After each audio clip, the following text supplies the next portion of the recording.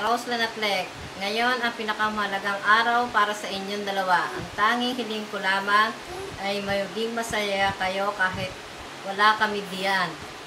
Andiyan naman ang mga kapatid mo at mga ate mo na mag-iintindi sa iyo.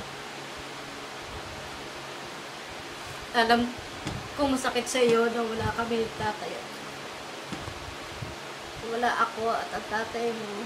Pero hindi ka naman namin nakakalimutan.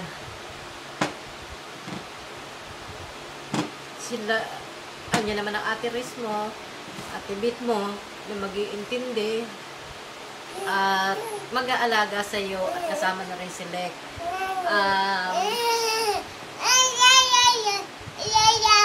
Kasi hindi ko na-experience ang mag-message sa mga wedding ng mga kapatid mo. This is the first time that I will speak to the wedding of my daughter.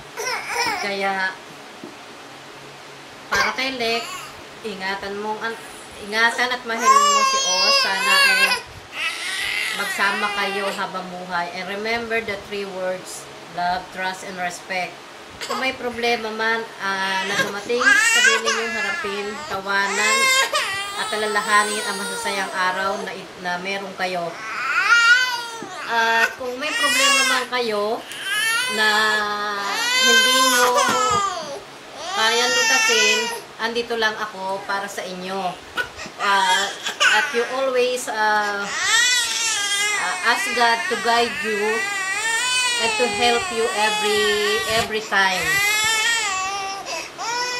At sa iyo naman, Oz, sana ngayon alam mo na ang responsibility mo sa iyong pamilya. Don't spend too much expensive things that you will buy. I know you. You are so very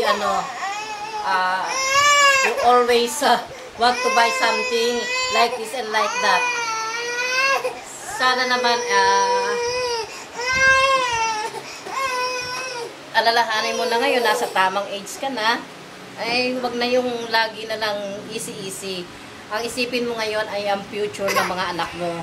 Ang mahalagang gift lang na maibibigay ko sa inyo ay yung to taking care of your 2 children. And it's very hard for me to think about your wedding. If you have plan to another wedding, maybe be sure I'll be there.